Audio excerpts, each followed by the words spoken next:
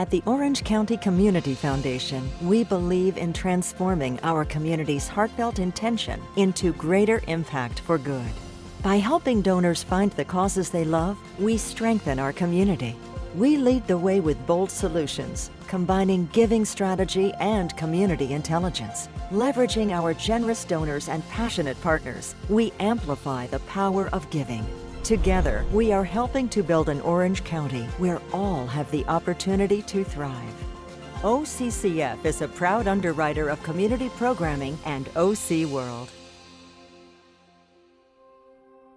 OC World is made possible by the generous contributions of the Marisla Foundation, the Keith and Judy Swain Family Foundation, Orange County Community Foundation, the University of California, Irvine, Socorro and Ernesto Vasquez Family Foundation, Crevier Family Foundation, and viewers like you.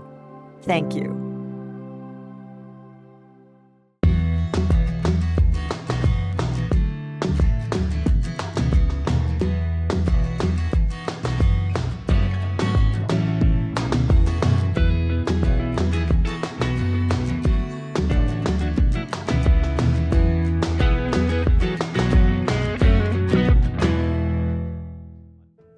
Orange County is on a roll and has been for much of this century. It is America's 6th largest county by population and has the 3rd largest economy in California. And through the cinematic lens, the OC has been glamorized for its cool coastal vibe, fast cars and envious looks, from pretty people to high-priced real estate and a year-round summer lifestyle. But what about the other OC, the one many don't know about but should? Nearly 1 in 3 residents struggle to make ends meet, living paycheck to paycheck, to buy food, stay housed, or afford basic health care. Many working class families, squeezed by soaring housing prices, are doubling or tripling up in apartments or houses to cover runaway rents. It is the tale of 2 counties, and this episode of OC World will examine the roots of the growing wealth disparity, how the county and the nonprofit community is responding to the social crisis, and what it means for the future quality of life in this community of 3.2 million individuals. Hello, I'm Steve Churm, guest host for this edition of OC World. This topic is important and personal to me as someone who grew up in Orange County and has been a volunteer leader and supporter of numerous nonprofits, including the Orange County United Way. To discuss this critical issue, I'm joined by 3 leading community voices: Lindsey Spindle, president of the Samueli Family Philanthropies and COO of H&S Ventures; Sue Parks, president and CEO of Orange County United Way; and Professor Judy Wu, associate dean and center director for the UCI School of Humanities. Judy, I'd like to start with you, if we could. Through your research and work, you have been taking a look at really the roots and the beginning of this wealth disparity in Orange County. Talk about what it has been, what you've learned, and what it really means today. I want to say 3 things. First, I think there's a tendency, especially in the United States, to assume that economic development is wholly positive, that everybody wins from economic growth. And I think it's important to understand that there are incredible costs. So for example, the vision of the US West, and especially California, as a place for free land, that land was not free. It was taken from the Ashaman and Tonga people. Or the sense that the agricultural economy that was very much dominant, the ranching agricultural economy that was very much dominant in the late 19th, first half of the 20th century, that becomes the origin of wealth for particular families, including the Irvine family. But that agricultural economy depends on working class people, immigrant workers who are there to pick oranges, to pack oranges, to help raise cattle. And then more similarly today, we think about Orange County as the quintessential middle class, upper middle class community. But those communities are maintained by service workers, people who work on gardens, who cook and clean and take care of children, who work in the service economy. And so I think very much the title, the 2 halves of Orange County, the other Orange County, is something that we really need to think about. It's been here historically and it still exists. The second point I want to emphasize is that these economic disparities are very much correlated to racial, immigrant, indigenous forms of inequality. So if you look at the demographics of Orange County, if you look at economic disparity, it's almost always heightened by racial inequality. And Orange County has grown enormously, especially in the last 40 some years. And much of that demographic growth is also a change in the racial composition of our community. In 1980, maybe 7 to 8 of the residents were white. Now it's maybe less than 4. There has been a historic and increasing Latinx community in Orange County. There's an increasing Asian American community. There are persistent indigenous and slightly growing African American communities. And because of the racial disparity that goes along with economic disparity, that changing cultural demographic, the racial demographics will exacerbate economic inequalities. When UCI was founded, it was really not only a statewide vision for creating an institution of higher education and having that accessible in this area, but it was also part of an Irvine Foundation plan to transition from agricultural ranching into neighborhood development, real estate development. And so there was really a vision for creating Orange County as we know, or at least popularly. But again, those middle class, upper middle class neighborhoods are maintained by people of color, immigrant workers. And so it's really important to think about what constitutes our entire community, who composes our community, and what are our social responsibilities to our neighbors and our coworkers. Sue, let me ask you this. Professor Wu just laid out sort of the historical arc of the evolution of Orange County over the last 50, 60 years. This community that has really morphed into a highly dynamic, very large and maturing community, an urban community, if you will. And with that has come tremendous need. She talked about different populations. How are things different today from, say, 20 years ago when you began as a board member at United Way, now president and CEO of United Way? What has been the change in terms of that need that you've seen? The needs have grown, and I think that we've seen that disparity gap widen, and we see that in all of the work we do. And I'll just take it from just even a couple of years ago. So every other year, United Ways does a real cost measure. We do an analysis of what does it really cost to live in Orange County. So many might not be aware that the federal poverty levels were set back, and they were 1969, I think, the last time. And I wasn't part of that, just to be clear for the record. But in terms of that, it was all based on food. And so think about what it costs to live in Orange County. And so you think about a family struggling. So we think about a family, maybe 2 adults, a child that's preschool, a child in school. Right now, it costs, if they wanted to cover their transportation, their childcare costs, their healthcare costs, their rent costs, their food costs, all of the different costs that make up our life without assistance, they'd have to earn in that household $129,000 a year. And I think most of us would go, that's a lot. Right? That's a lot of money. And so you think about families are working so hard, many cases 3 minimum wage jobs to try to get by. And I think for all of us, we need to recognize that amount of money they need to survive without assistance has just grown exponentially over the few years. If I had to dispel one myth, is that people aren't working. People are working. Most of the people who are living in our homeless shelters are working. People are working multiple jobs. It's not for a lack of wanting, but one financial setback can change their life. So all we're seeing is the exasperation. There is a huge need, and there's hope. There's more we can do together as a community, because the other side of this community is made up of such generosity, such amazing community members, that once they become more aware of this, there's more we can do together. Lindsey, Sue did she laid out the landscape as it exists today. Let me ask you this. You're on the front lines like Sue. You're up close to a lot of the issues that we're talking about and going to explore today. Do we have a crisis in this county? I think we have multiple crises in this county that are reflective of the crises that we're experiencing across America.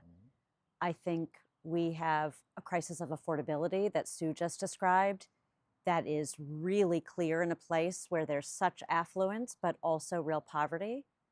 I think we have a crisis of loneliness and disconnection at a time where you think all of the technology tools that bring us together, we actually have real crises of loneliness and despair. I think we have crisis of lack of compassion and a crisis of a lack of imagination.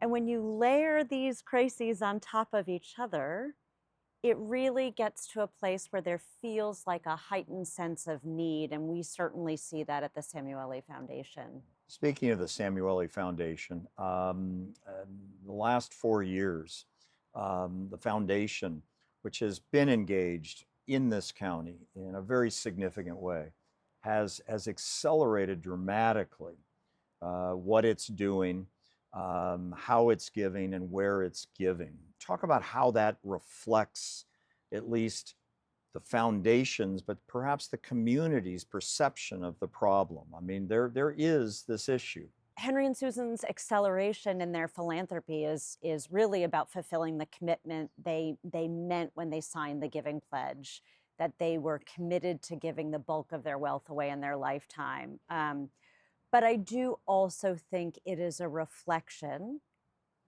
of the intensity of the need and the immediacy, right? You can't keep kicking the can down the road. Affordable housing and homelessness is actually a perfect example.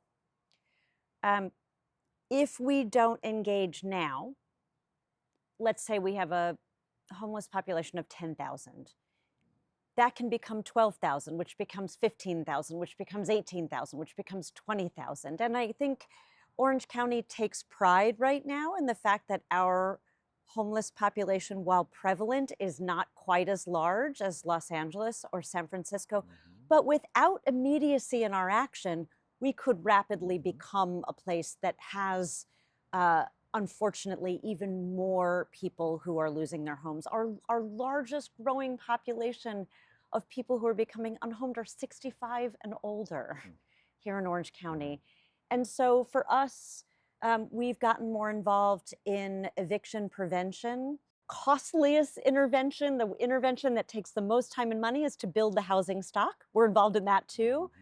But while we wait for more houses to be built, why not try to intervene upstream and keep as many people in their homes as possible with things like eviction prevention? So a lot of our acceleration is yes, a reflection of generosity, but really is an inflection, a reflection of the fact that this is an inflection point. This is a moment where rapid intervention at scale can really suppress some of these problems from becoming full-blown crises.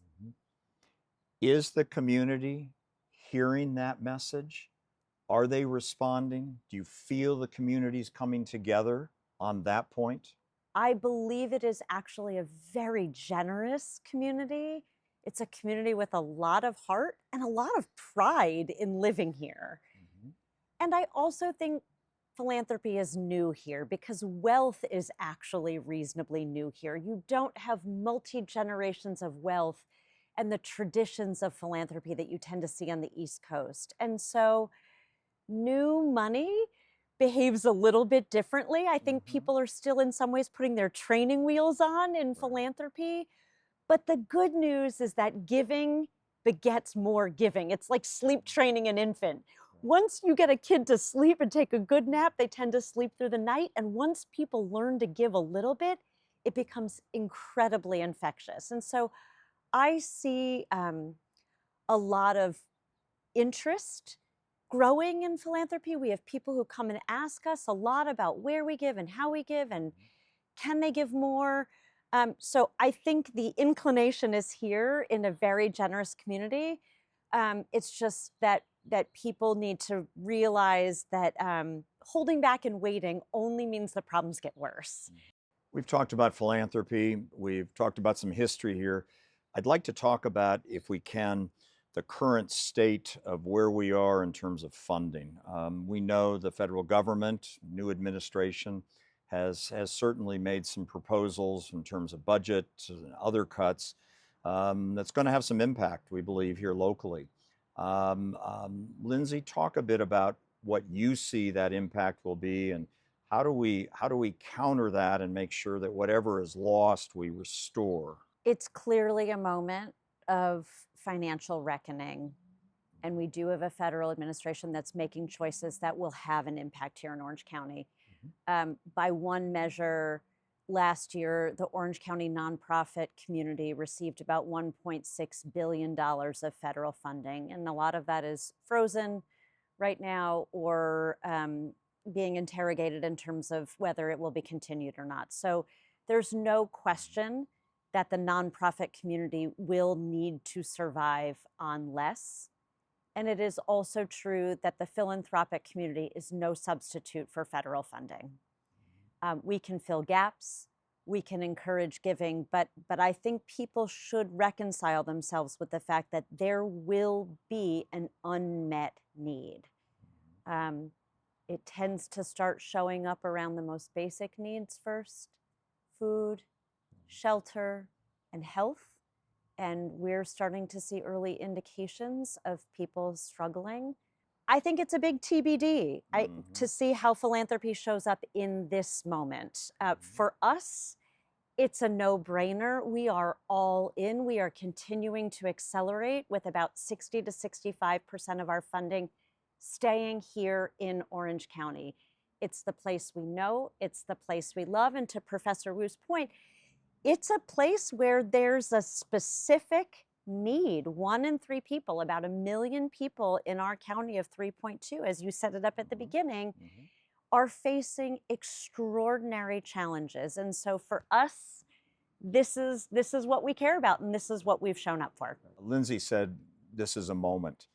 Is it not also a moment, though, for nonprofits themselves? There are several thousand here in Orange County of all sizes, addressing all sorts of issues and initiatives. But is this not a time, and you're one of those leaders at the top that people look to for guidance and advice, is it not a time for some nonprofits to rethink their business models, how they're doing their business, set new priorities in terms of how they're spending? Talk about that.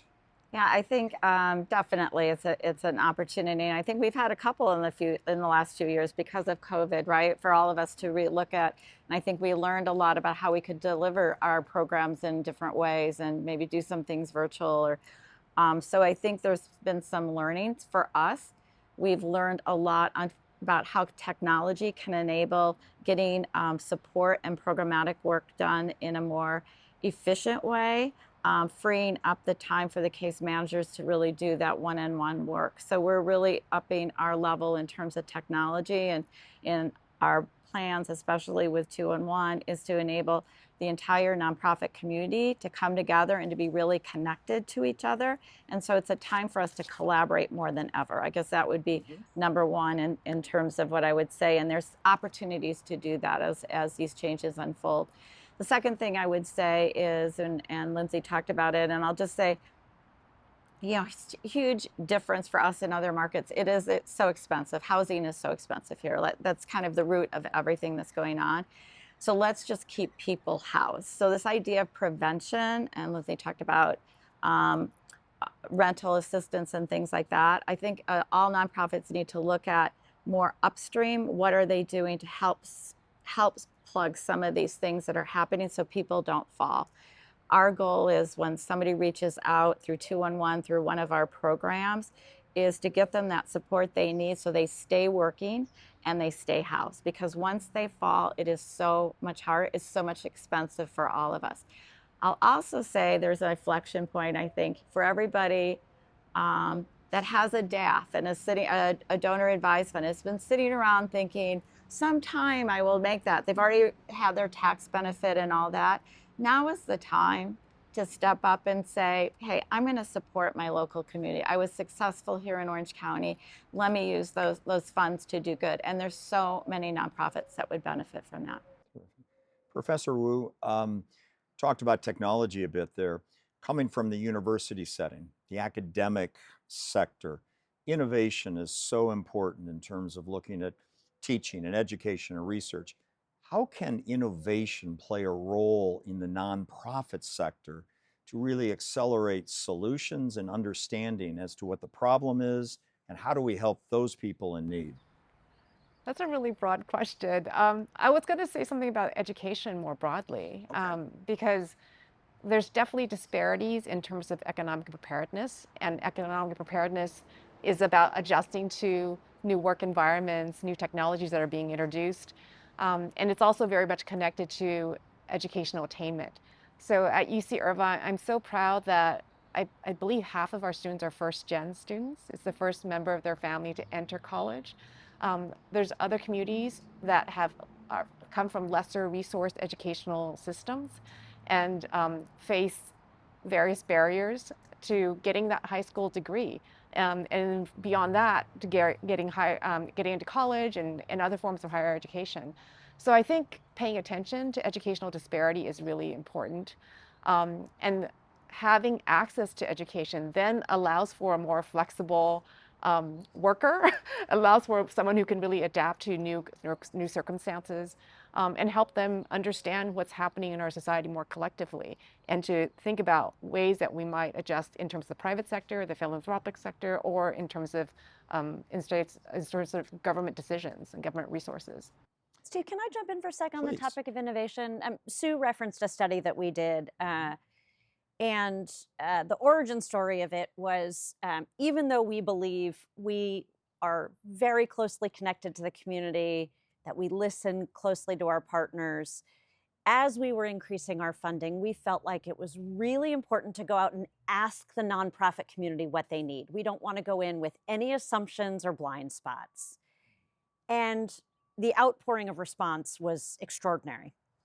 One of the topics that really came out loud and clear was about this, about innovation, and specifically why the philanthropic community doesn't support it, which feels like such a miss, especially when you think about where so much of this wealth is derived. It's in innovation, it's in technology, and yet the nonprofit community kept telling us, no one will fund our technology, no one will fund our systems upgrades, no one will give us unrestricted funding that allows us to actually level out our operations so we can devote our time to innovative thinking and creativity instead of spending every minute of our day scrapping for money. And so I think there is a huge, huge opportunity for the nonprofit community to be even more innovative and creative and to leverage more technology if the philanthropic community were more generous in support of unrestricted funding, multi-year funding, and specifically funding that allows for better technology, better thinking, and better collaboration between nonprofits. To your point of, are there maybe too many, or are people working in silos when they could be working together? It's a great point. And I also think about the nonprofits need to make a better case for what they need. In other words, they may be making it, but they need to, if they're not getting through on that innovation piece, maybe they just need to come from a different sort of set of talking points so that they get the attention and ultimately the dollars to create the efficiency that will come from the technology that you speak to and the innovation. Yeah, I'm not sure if it's a narrative issue, although it could be. I think there is still, I'll tell you one of the biggest surprises that I've experienced in my 3 years here at Orange County. I'm amazed at how many people still call it charity. Sue runs a really sophisticated business. It just happens to be in the nonprofit tax code. Judy is part of a very sophisticated organization. It just happens to be a nonprofit university. The idea that we're still thinking about this as charity, to me, is very old-fashioned. And I think that is reflective in some of how people also approach their giving.